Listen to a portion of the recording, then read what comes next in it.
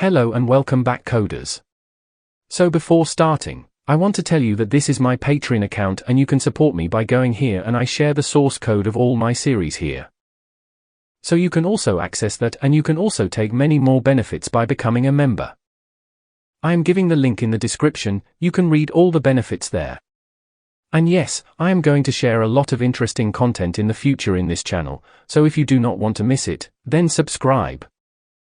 Let's start the